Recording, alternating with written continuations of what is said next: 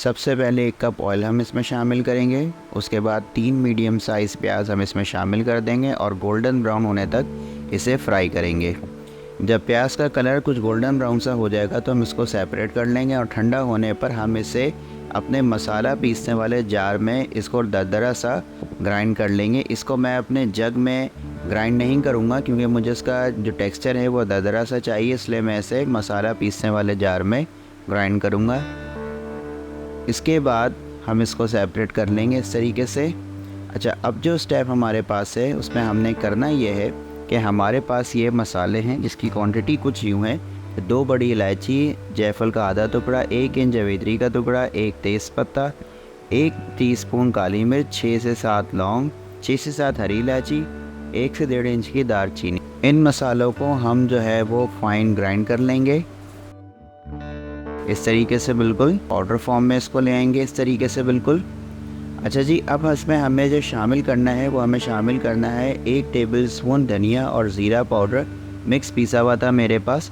अगर आपके पास अलग अलग हो तो हाफ़ टी स्पून ज़ीरा, हाफ़ टी स्पून धनिया आप लोग इसमें शामिल कर लीजिएगा। इसके अलावा 1 टीस्पून लाल मिर्च पाउडर शामिल कर देंगे हैं और उसको मिक्स कर लेंगे सही से। गरम ऑयल में हमने 2 लौंग, 3 काली मिर्च, 5 से 6 हरी इलायची शामिल कर दी है।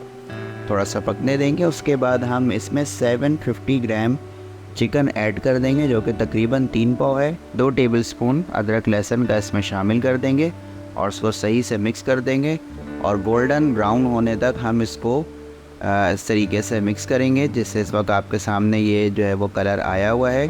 बहुत ही खूबसूरत सा कलर है ये। अब ये ग्राइंड जो मिक्सर हमने बनाया था मसाला वो हमने इसमें शामिल कर दिया है और तकरीबन 1 पाव दही इसमें शामिल कर दी है। उसके बाद जो हमने प्याज ब्राउन किया था उसके बाद पीसा था वो शामिल कर दिया और 1 कप पानी इसमें शामिल कर दिया है और इसको हम तकरीबन 15 से 20 मिनट पकने के लिए छोड़ देंगे। नमक आप अपने हिसाब से इस्तेमाल कर सकते हैं जो आपका टेस्ट है। मैंने यहाँ पर 1 टेबलस्पून नमक शामिल किया है। हमने 1 कप में हाफ़ टी स्पून कुटी मिर्च शामिल की है।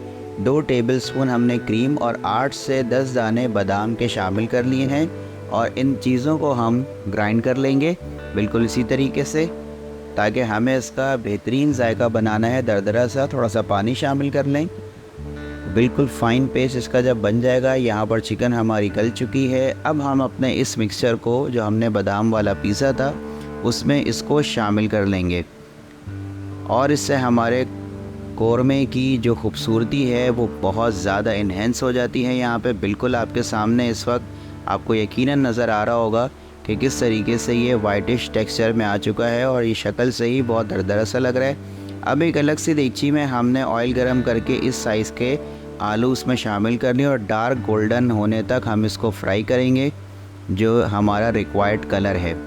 इस तरीके से जब आलू आपके पास आ जाएगा तो आप इसको अपने कौरमे में शामिल कर लेंगे और सही से इसको मिक्स कर लेंगे बिल्कुल इसी तरीके से हल्के हाथ से कि आपकी चिकन टेंडर हो चुकी है, अब वो टूटे नहीं। और 5 मिनट के लिए मज़ीद उसमें पकाएंगे और हाफ़ टी स्पून हमने इसमें केवड़ा शामिल कर देना है। ये ऑप्शनल है, अगर आपके पास नहीं है तो आप केवड़े को स्किप भी कर सकते हैं। उसके बाद हमने 2 मिनट इसको छोड़ दिया और जब ढक्कन हटाया तो बहुत ही प्यारी खुशबू हमारे सामने आ रही है। ये देखिए जी, हमारी बेहतरीन से आलू कौरमे की रेसिपी इस वक्त तैयार है। यकीनन आपको बहुत पसंद आएगी। ज़रूर इस रेसिपी को ट्राई कीजिएगा।